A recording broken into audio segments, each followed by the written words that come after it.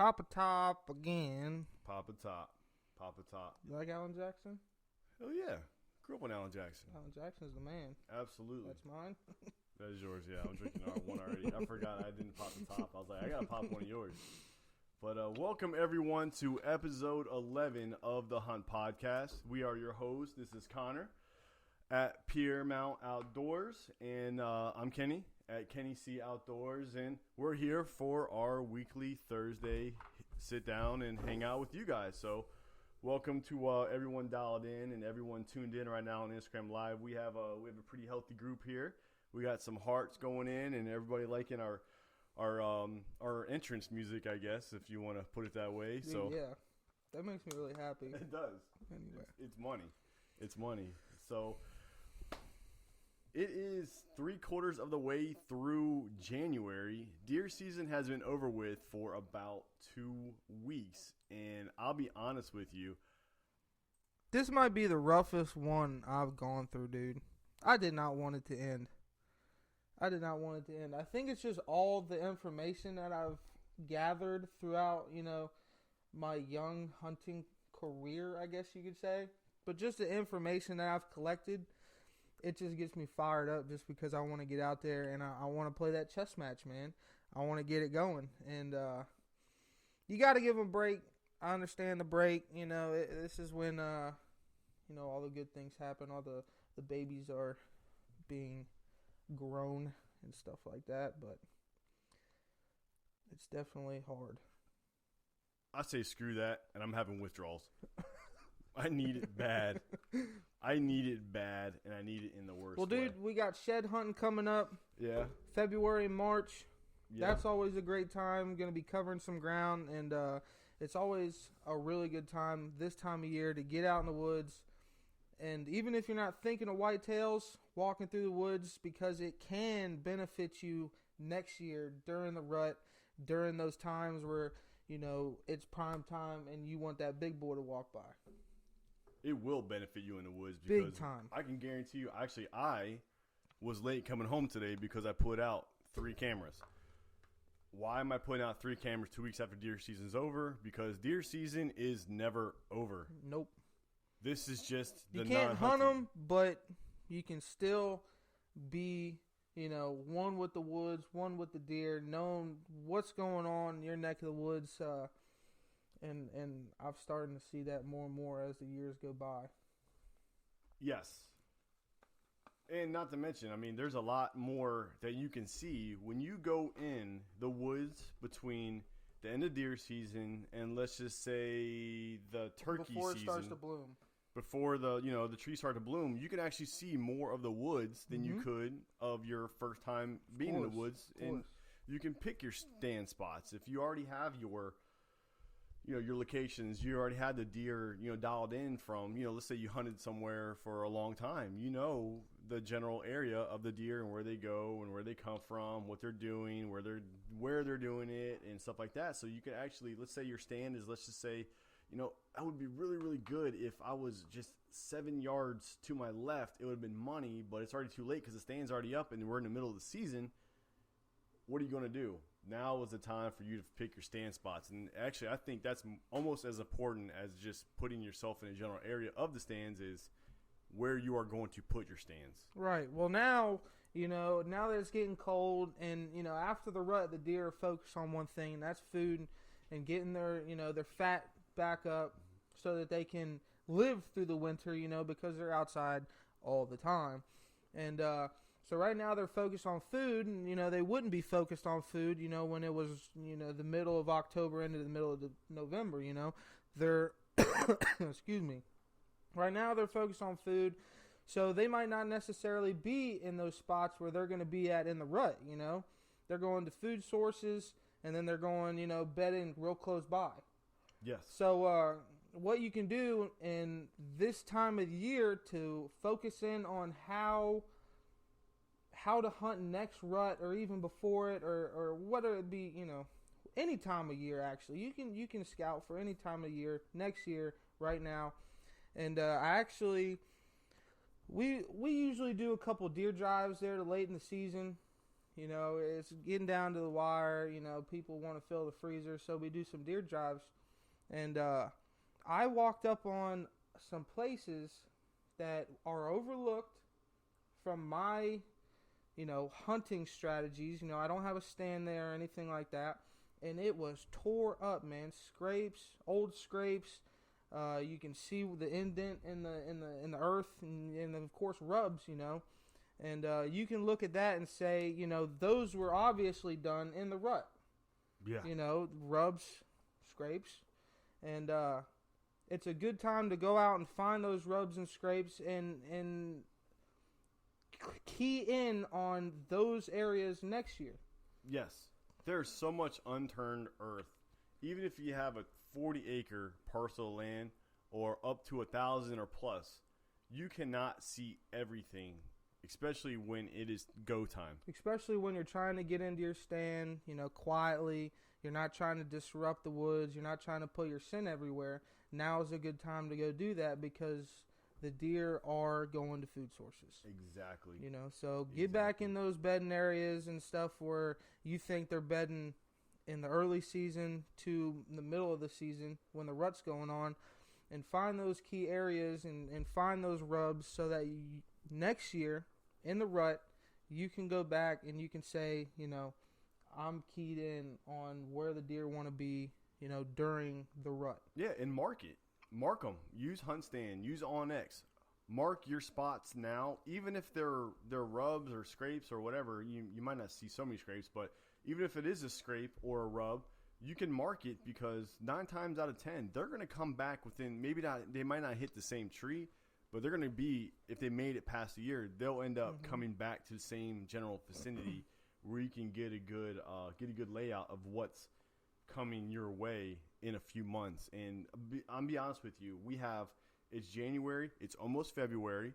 You have March, April-ish, even into May. Turkey, June, you start, you know, getting out of the turkey back into deer mode by shooting or by scouting or by doing other things. And then all of a sudden, we're back into deer season before you even know it. It comes back in just as fast as it goes. Yeah, and it will hit you hard. But it will hit you hard. I feel like I have something to prove, and that's why I'm putting so much time in now. I'm going to be. How many cameras would you put out? Let's just say hypothetically. Let's just say 1,000 acres. Let's just say you have a farm, and you already have set stands, and you already have a general vicinity of where the deer come because you have stands there and you've been there for a while. You know what's going on.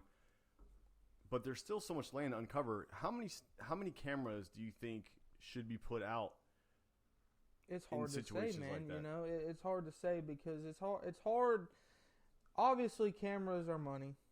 You know, they're not cheap. There are cheap ones, you know, but I like quality pictures. So I'm going to go out and spend the money on a camera that's going to give me good pictures. It's going to take pictures no matter the weather, rain, snow, cold, hot, you know.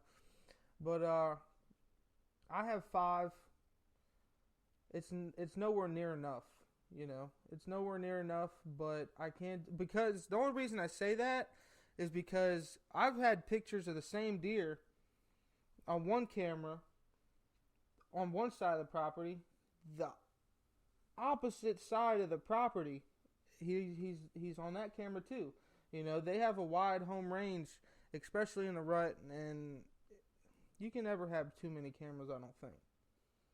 I really don't think that. So I think that if you were going to have 1,000 acres and you had the money to put aside to get as many cameras as you needed, I think, and you're gonna think this is crazy, I think 20 to 30 cameras will scrape the surface. That's what I'm thinking exactly. Which is ridiculous, man. It's ridiculous to think about. But you'll get to get real life recon when you're not there all the time, and that's you know, true. That's true. I'm not gonna say it's essential, but you know, you kind of need to know what's going on before it happens, and it definitely before helps. your time in the woods. It definitely helps. So, getting into that right now is actually a decent time to check your your marketplace or check Craigslist. Check these people who are, okay, you know what? Deer wasn't for me. I tried it. I got a bunch of stuff. There's a lot of stuff on sale right now. I need to unload it. I'm going to go ahead and buy. So, dude, I bought 4 cameras in the last 3 days, and I mean, they're not good.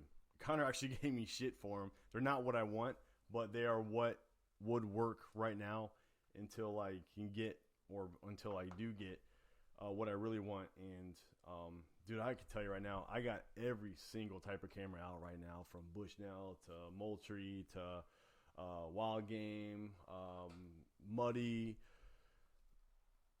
I don't have a Browning, and I really want one. You're the camera that only have, because I like to run it in video mode. The camera that you I don't have any of my cameras on picture only mode because of what else you capture with 30 seconds of video. The picture quality that has is hoodie worthy without any scrubbing. It's ridiculous. Screenshot. I like it. Browning cameras have definitely opened my eyes to trail cameras and stuff like that. Yeah. Yeah, man. And then sheds.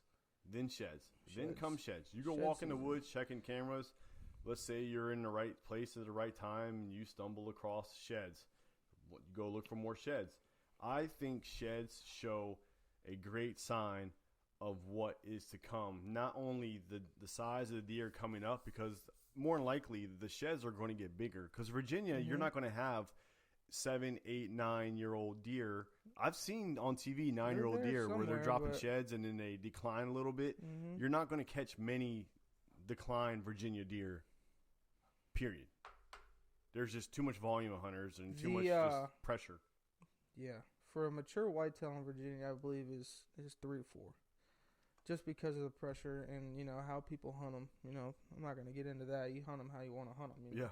Legally, I'm all for it. But I will say that if you find a shed on your property, say, late February, early March, I'm not looking at that shed in particular and saying, I'm going to hunt that deer next year. Because he probably won't be there. More than likely, he's not going to be there. He's traveling, for food and stuff like that. But who that can be wrong too. You could find a shed of a deer. People have done it all the time, and that's his home range. He lives there. Yeah, I think that TV also projects the wrong. Like someone who's not really hunting much, and then they'll watch TV and be like, "Oh, that sounds fun. I'm going to get into it." They picked up sheds. They have a basket full of this deer sheds, and now it's time to hunt them. That's great for them. I've found 2 sheds my whole life. 2 sheds my whole life. So I found maybe 3, but 2 of them, they were really, really, really small 1-year-old deer, 1.5-year-old deer, and then they were like within like 7 yards of each other on this path, and it was at the battlefield, so it wasn't anything really special. Yeah. And then I found one. I was actually just walking. And then I was able just to come across it. It was cool, and it was like older than dirt because it started like you could just tell it just wasn't eaten by squirrels and stuff like that. Tore up. Me and Dad actually found a really nice shed. It was probably like a 50-inch shed. Wow. That's good. Last year we found it. That's good. And never had a single trail camera of a deer that I thought might be that deer. I had one. But he was getting chased by a coyote. Right, so he's not going to drop that sucker's gone. Yeah. Dude, it's crazy because, so let's say you hunt multi-purpose within your vicinity. So let's say you do deer for most of the time of the year, and then you get into the spring turkey. If you look at it in a way, you can really only hunt so much before turkey season comes, before you actually start interjecting into what the turkey activity is going to be doing. If you're in the woods 24/7. Turkey's entirely different than a deer. Yeah. No, you're absolutely right. There's a lot of turkeys down my way. Yes, there are. Yes, no, they came back. It's just weird, man. So, the coyote problem was huge in the beginning of the year. You heard it talk about it before. It was a huge pack, and they had control of the property. you know.